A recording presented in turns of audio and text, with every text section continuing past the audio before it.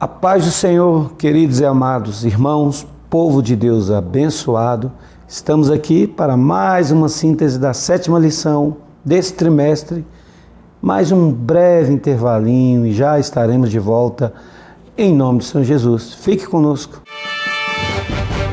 Já pensou em uma grua para sua igreja ou produtora e possibilitar imagens aéreas incríveis? A Maxi Grua tem uma linha completa em tamanhos diversos para atender sua necessidade. Gruas em alta tecnologia a preço de fábrica. Isso mesmo, você compra direto com o fabricante e conta com assistência técnica permanente. Despachamos para todo o Brasil. Acesse o site e confira nossos produtos maxigrua.com.br. Sua imagem voando alto.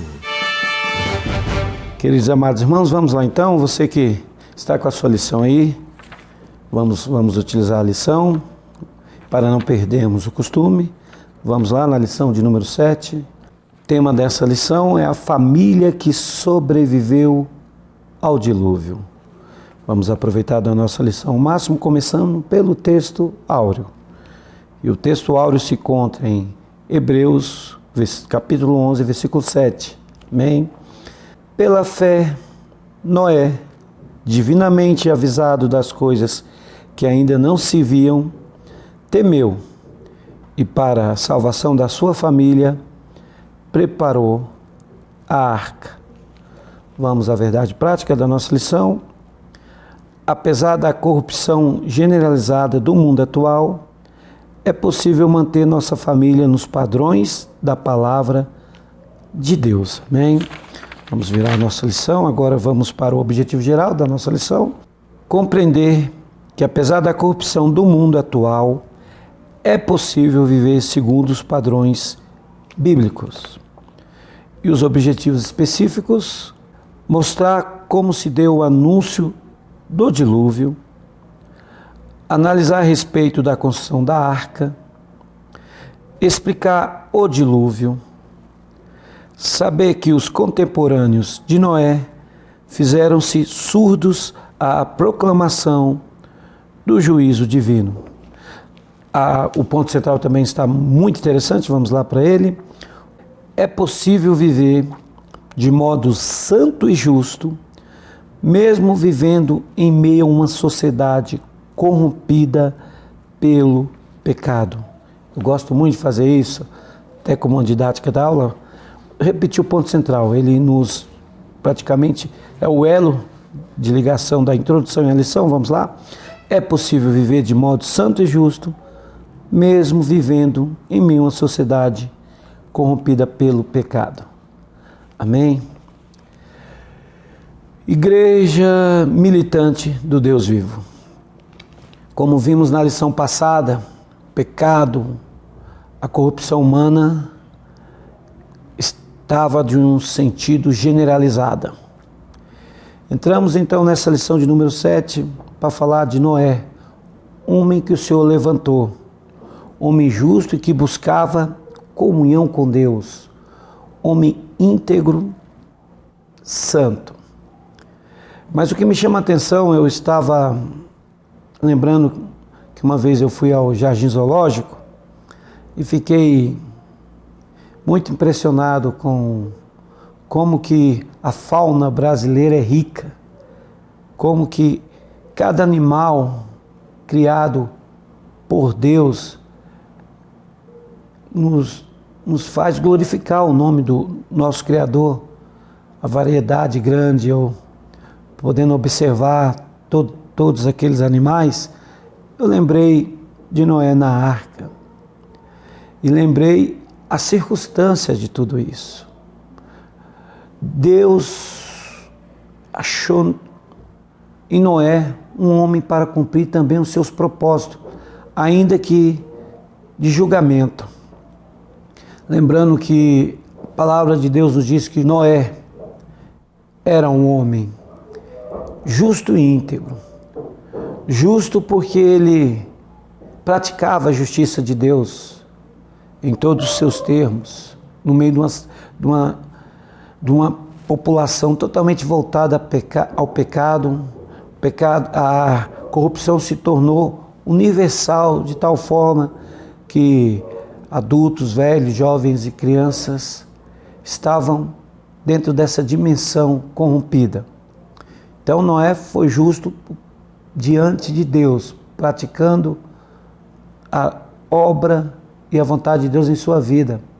Mas ele foi íntegro também, agora diante dos homens, porque justiça tem a ver com aquilo que somos perante Deus. Integridade é aquilo que demonstramos perante os homens. E Noé achou graça diante de Deus. É claro que nós podemos conjecturar esse sentido bíblico em dizer que Noé alcançou o favor do Senhor. Ele achou graça diante de Deus, alcançando o favor, essa graça maravilhosa de Deus derramada na vida de Noé.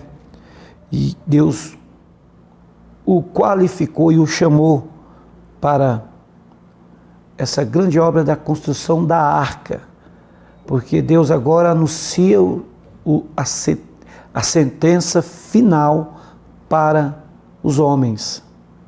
Ele irá destruir a terra, porque todo pecado, toda contaminação praticada pelos homens chegou até Deus, e isso com certeza vai reverter no julgamento divino. E nós podemos ponderar isso com sentido à igreja hoje. Hoje a igreja se encontra em meio a uma sociedade corrompida, uma sociedade sem valores cristãos, uma sociedade sem princípios bíblicos. E nós estamos como Noé, que ficou 120 anos pregando o juízo divino. Nós também temos que pregar o juízo de Deus. Nós também temos que pregar a salvação redentora de Cristo a todos os pecadores. Porque temos que entender que a misericórdia de Deus, amados irmãos, ela vem primeiro do que o juízo divino. Amém? Vamos então para a lição. O primeiro tópico é: Deus anuncia o dilúvio. Muitos homens, e no meio daquele povo, apenas um homem é considerado justo e íntegro diante de Deus. Por essa razão, Deus anuncia o dilúvio e instrui Noé a construir então a arca, que nós podemos chamar de arca da salvação. O primeiro subtópico é o anúncio do dilúvio. O grande Senhor já decidiu que irá destruir a terra, que nós podemos ver em Gênesis capítulo 6, versículo 8. E o que nos chama a atenção é que o patriarca Noé preservou a sua família numa conduta moral e espiritual firme.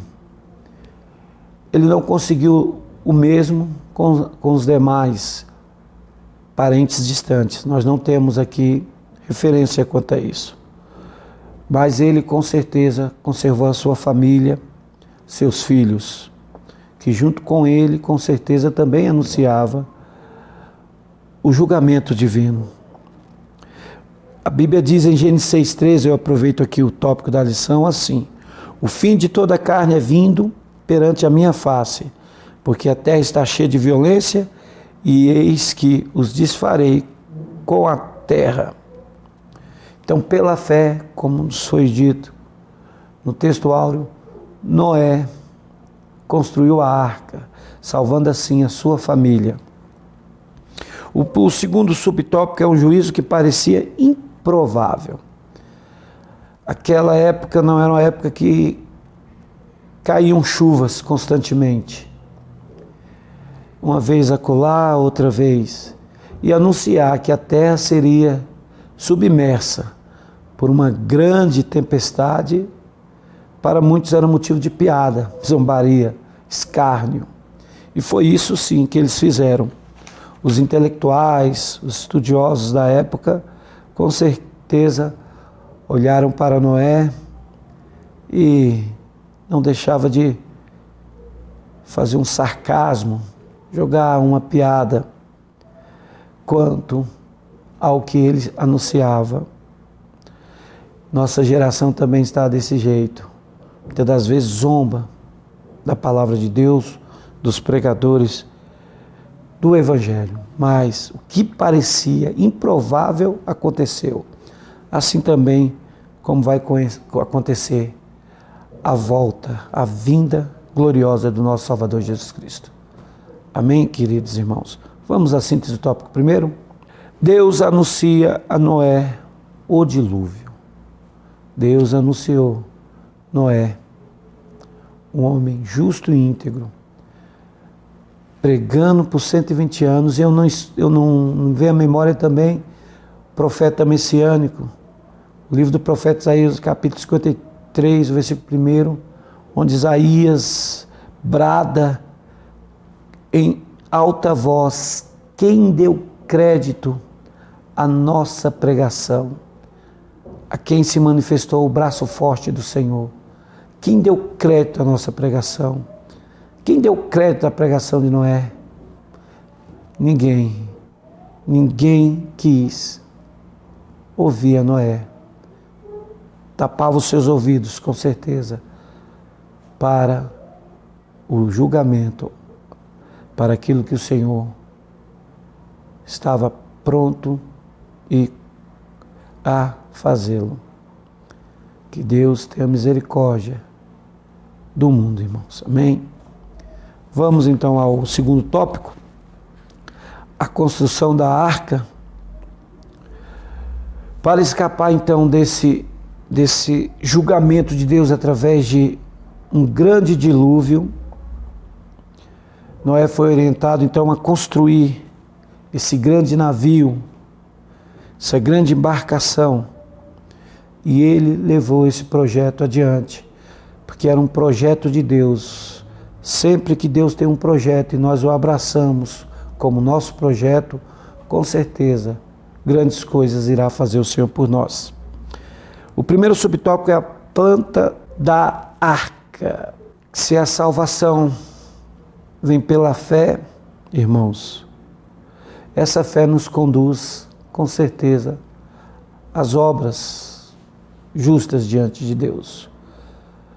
Pela graça, nós somos salvos mediante a nossa fé. Isso não vem de nós, é dom de Deus, mas isso se completa com as obras. As obras confirmam a fé e a fé confirmam as nossas obras. Então Noé, movido por essa convicção desse juízo divino que estava à porta, pôs-se a construir o grande barco, essa grande embarcação. Quero ler aqui que a lição também nos apresenta rapidamente, Gênesis 6, do versículo 14 ao 16, para nós entendermos bem o que acontece aqui. Faze para ti uma arca de madeira de golfe, farás compartimento na arca e betumarás por dentro e por fora com betume. E desta maneira farás de 300 côvados o comprimento da arca e de 50 côvados a largura e de 30 côvados a sua altura. Farás na arca uma janela e de côvado a acabarás em cima. A porta da arca porás a seu lado. Far-lhe-ás andares abaixo, segundos e terceiros. Meus queridos amados irmãos, essa era a planta pelas medidas padrões aqui. Nós podemos deduzir que a arca então tinha de 130 a 150 metros de comprimento. Ela teria também uma largura aí de 22, por esses padrões bíblicos, a 25 metros. Ou seja, uma grande embarcação mesmo. A altura dela variava entre 12 metros a 15 metros. E ela era dividida em 4 andares de 4 metros cada um. Ou seja, essa arca era enorme. Ela tinha aproximadamente capacidade de 38 mil metros cúbicos. Com certeza, ali caberia mais de 7 mil animais. E aqui está planta dessa arca. O texto nos mostra que Deus fez esse projeto, que o intento disso tudo era que realmente ela flutuasse, ela não afundasse. Betumada, bem feita, ela iria com certeza flutuar no meio da tempestade que viria. E isso nos remete para dizer que a nossa vida é uma arca, que nós obedecemos ao projeto de Deus. Jesus é o nosso piloto, Ele está no controle de tudo. Amém, irmãos? Subtópico 2 é a construção da arca. Enquanto Noé e seus filhos construíam essa arca, ele pregava a palavra e por isso é chamado de pregoeiro da justiça. Esse texto faz alusão à nossa salvação. Também faz alusão ao arrebatamento de Deus. Isso que os apóstolos denotam quando citam esse texto. Enquanto aguardamos a volta de Cristo, devemos sim anunciar a graça salvadora e redentora do nosso Senhor Jesus Cristo. Amém, amados irmãos?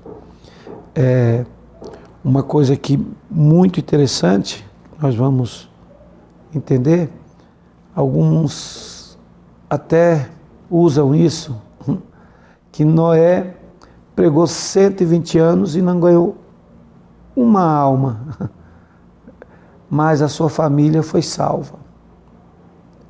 Ele não ganhou alma, não foi porque ele não era um pregador eloquente, não era um bom pregador, simplesmente porque o pecado cegou o entendimento daquelas pessoas. E Noé pregava com eficácia assim, construindo a arca e pregando.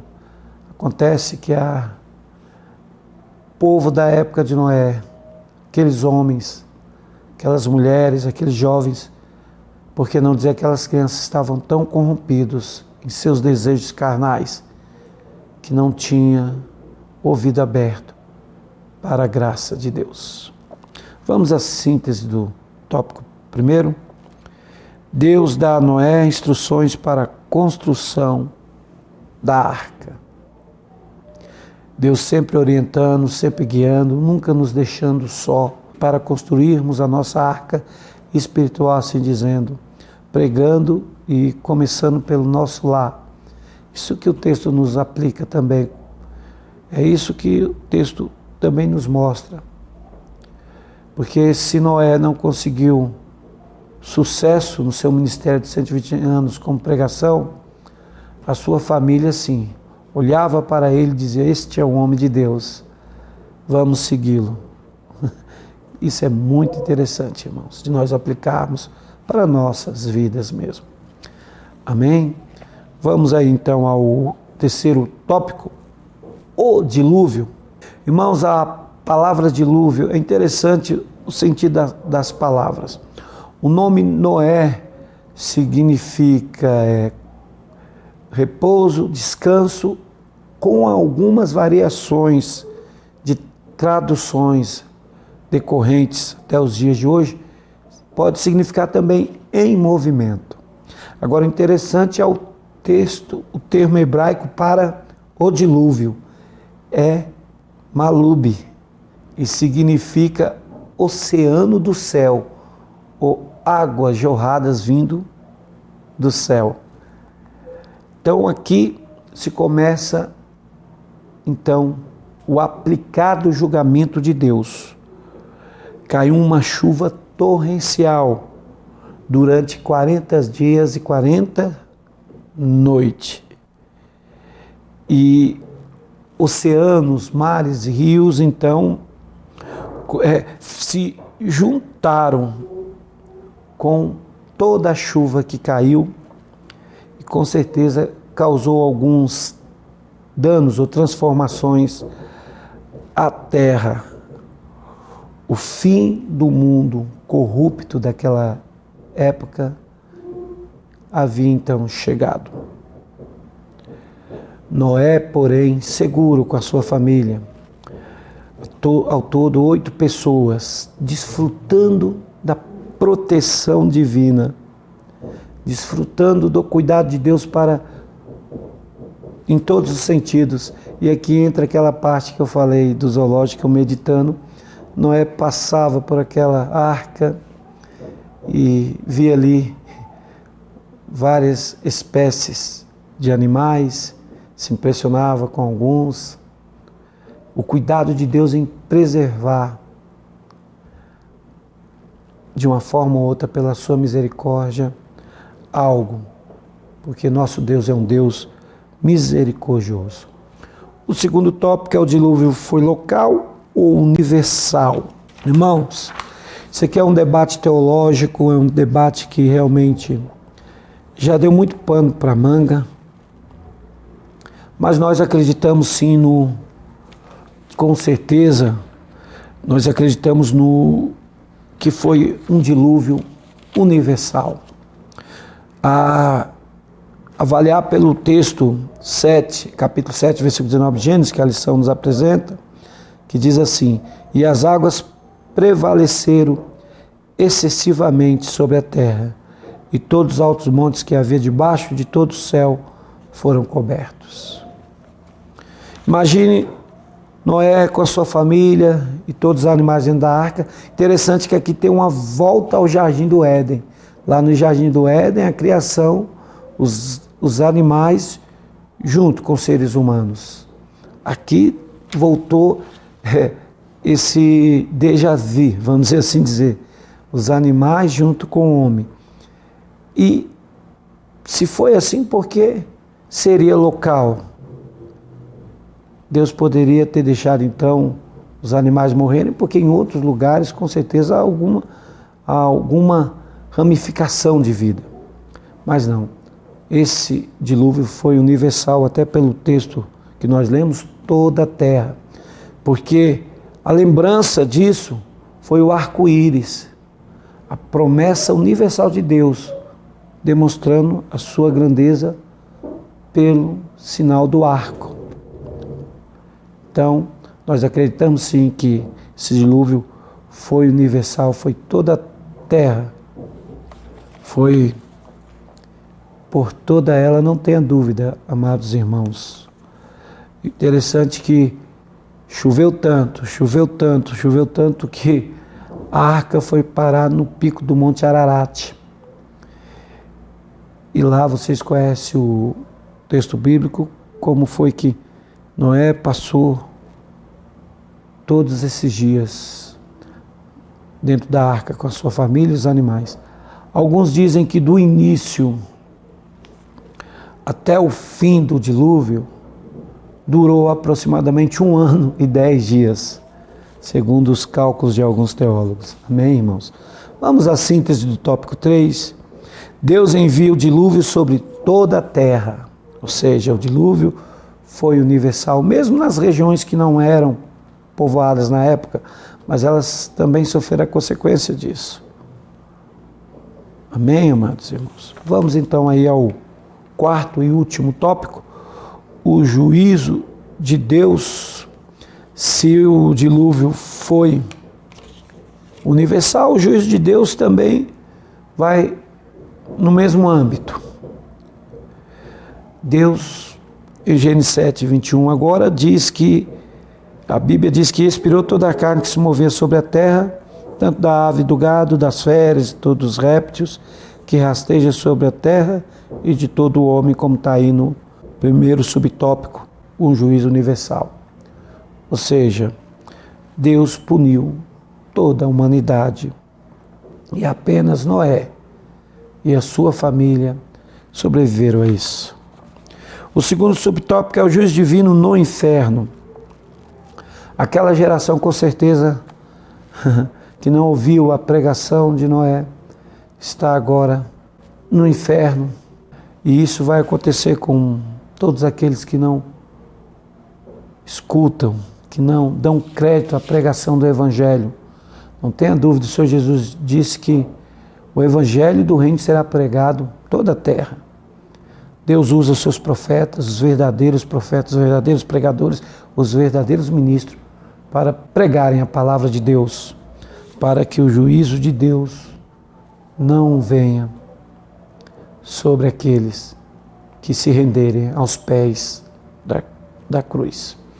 Então, queridos amados irmãos, os apóstolos sempre estão constantemente fazendo, nas suas epístolas, quando estão escrevendo, estão fazendo ênfase essa tão gloriosa misericórdia de Deus redentiva para a humanidade. Eu queria ler aqui um intérprete britânico chamado Alexander Maclaren. Ele escreveu algo interessante sobre esse acontecimento bíblico e ele começa assim: Durante 120 anos, os zombadores riram. As pessoas de bom senso imaginaram o que estava acontecendo. E o santo paciente Noé prosseguiu, martelando e cobrindo de piche sua arca. Porém, numa certa manhã, a chuva começou e, nos poucos dias, de algum modo, Noé não parecia mais tolo. A zombaria já não era mais a mesma quando as águas chegaram à altura dos joelhos e o sarcasmo, que coisa interessante, transformou-se e afogou-se em sua garganta enquanto morriam. Alexander Maclaren, intérprete, comentando sobre essa passagem bíblica, ele usou esse texto para dizer como foi horrenda aqueles dias do dilúvio para quem não estava na arca. Não deram crédito à pregação de Noé. Deram crédito sim ao pecado, aos prazeres da carne. Não restou outra alternativa senão Deus punir através do dilúvio. Que nós possamos levar a palavra do Senhor a toda essa humanidade. Todos que perecem estão mortos em seus delitos e pecados, para que a graça de Deus os alcance e que a nossa família seja preservada, ela está segura, que possamos meditar cada vez mais nisso, amados irmãos. Um beijo grande no seu coração, fique com Deus e até a próxima. Amém.